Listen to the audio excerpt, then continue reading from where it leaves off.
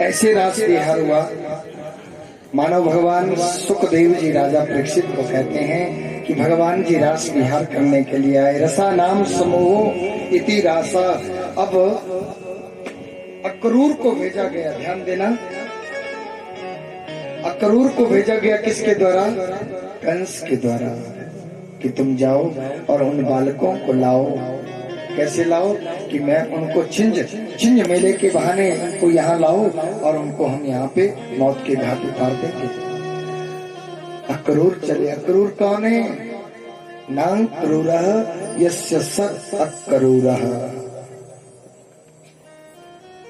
बहुत बड़े भगत है भगवान जी के। भगवान जी के बहुत बड़े भगत हैं। और अक्रूर पहुंचे आकर के गोकुल की गलियों में। आज भगवान जी 11 वर्ष के हो चुके हैं मेरे भगवान।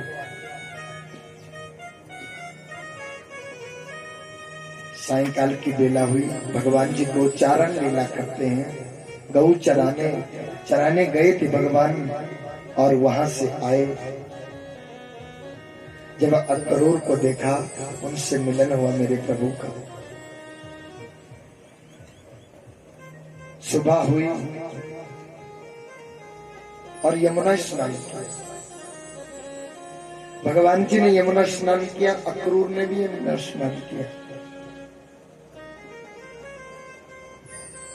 कहीं ये प्रमाण नहीं मिलता कि भगवान जी ने 11 वर्ष तक गोकुल में जूते चप्पल पहने गोकुल की गलियों में नंगी पांव घूमते थे।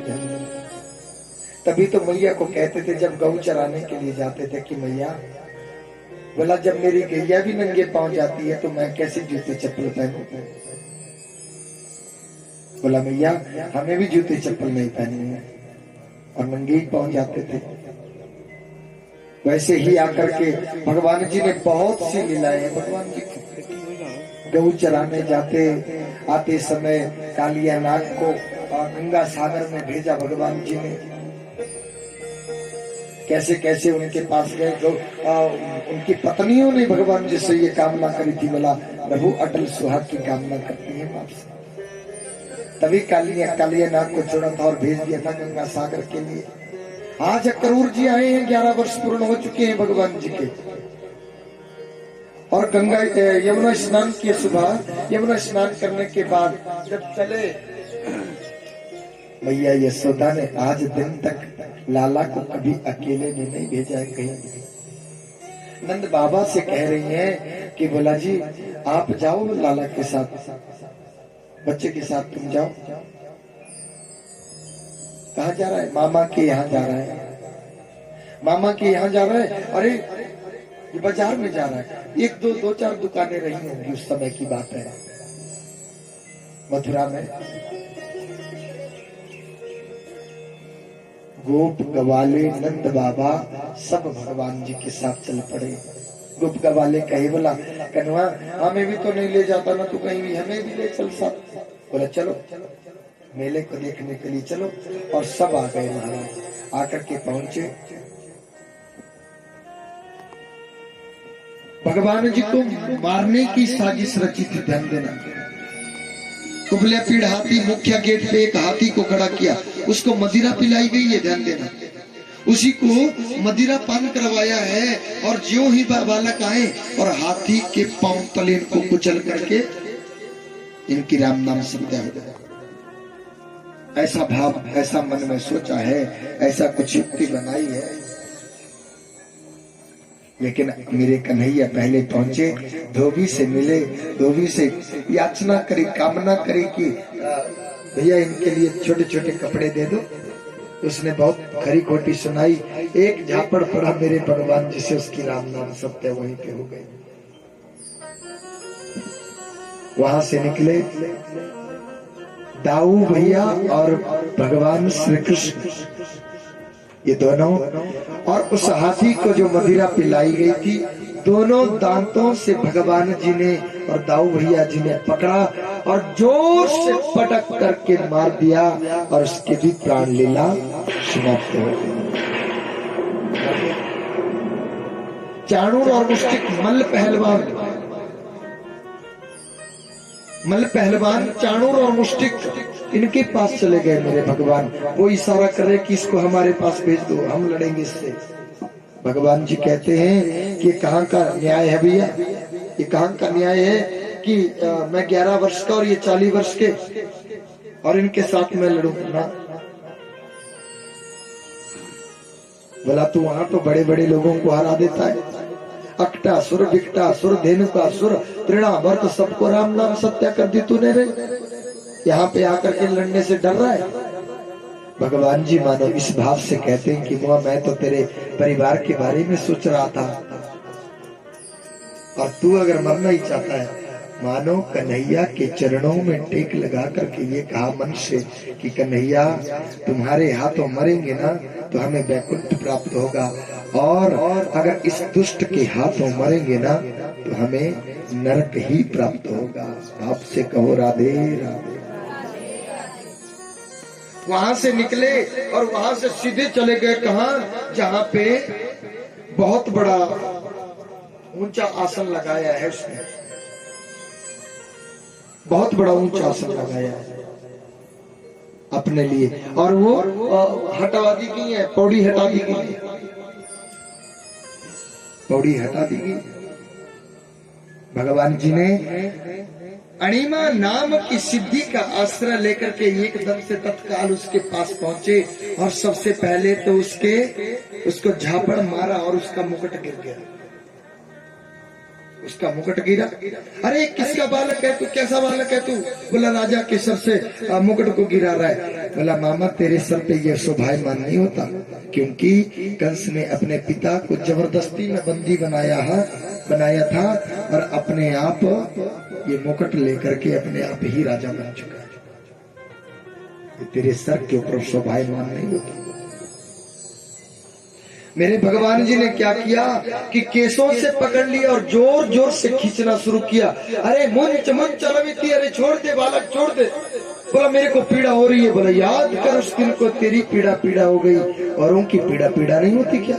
याद कर उस दिन को जिस दिन से मेरी माँ अभी बड़ी विवाही नहीं नवेली दुल्हन बन करके अपने पिया के घर में जा रही थी, कि उससे पहले आधे रास्ते में जब तूने मेरी मां को केसों से पकड़ा था, तेरी पीड़ा पीड़ा हो गई, औरों की पीड़ा पीड़ा नहीं होती। मेरे भगवान जी ने जोर से जकड़ करके पकड़ा है उसको, बहुत वेदना होने लगी, और उसको उस आसन से नीचे मैदान में गिरा दिया। पूरी पृथ्वी का भार लिया मेरे भगवान जी ने, पूरी पृथ्वी का भार लिया, और उसकी छाती के ऊपर कूद गए। उसकी छाती के ऊपर जब कूदे, उसके प्राणों का घेरू उड़ गए। बोलो राधे। फिर से केसों से पकड़ा, भगवान जी उसके पास आए, केसों से पकड़ा, रगड़ते घसीटते ले जा रहे। दाऊ भैया कहने बोला भैया छोड़ दे, मर चुका है ये, मर चुका है ये। बोला भैया मर चुका होगा ये, लेकिन मेरा मन इसको मारने से नहीं मरा है। इसने मेरे माता पिता के ऊपर बहुत जद्दोजहद भरी जीवन व्यतीत करवाया है। अरे धन्य है वो माता पिता, क्योंकि वसुदेव और देवकी को एक आस थी कि अगर कन्हैया ने कहा ना कि मैं आऊंगा, तो भगवान की प्रतीक्षा में अपने 6 पुत्रों की बलि उस दुष्ट ने उनके आंखों तले दे दी। लेकिन भगवान जी से थोड़े भी विचलित नहीं हुए, भगवान जी को प्राप्त किए। मेरे प्रभु आए, ऐसे ही नहीं बन सकते भैया। भगवान जी को पाना हो अगर प्रभु को, हमने शाम को भजन गाया था ना, याद करो। पाना हो गरे प्रभु को तो बस प्यार में मिलेगा। पाना हो गरे प्रभु को कण कण में ढूंढो सारे, कण कण में ढूंढो सारे, संसार में मिलेगा। पाना हो गरे प्रभु को। एक ही मात्र एक ही सहारा है, बस प्रेम करना सीख जाओ भगवान जी से। गोपियां कोई पढ़ी लिखी कोई धन दौलत वाली नहीं थी भैया, कोई बड़ी बड़ी सुंदर सुडौल नहीं थी।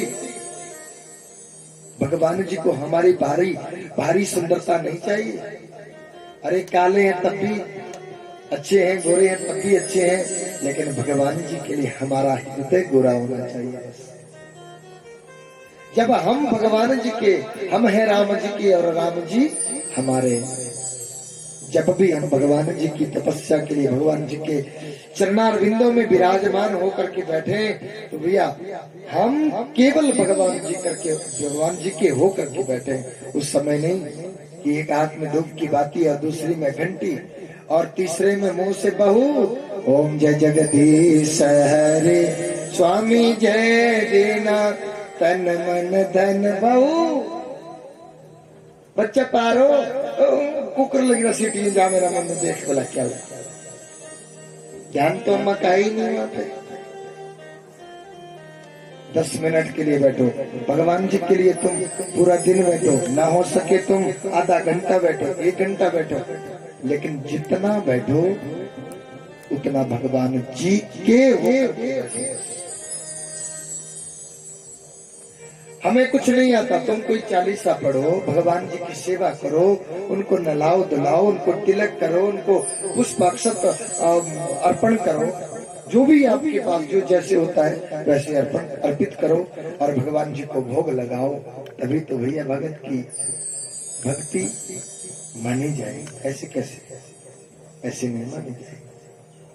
तो मामा की राम नाम सत्या कर दी। मेरे प्रभु सीधे चले गए अपने माता पिता के पास। जब माता पिता के पास मेरे भगवान जी चले गए, तो आज जब 11 वर्ष के बाद चले गए भैया, तो माँ के ऐसा लिखा है भागवत में कि माँ का मातृत्व उमड़ा, फिर से वात्सल्य उमड़ा, और माँ के पक्षतल से दूध की धार बही थी अपने पुत्र के लिए।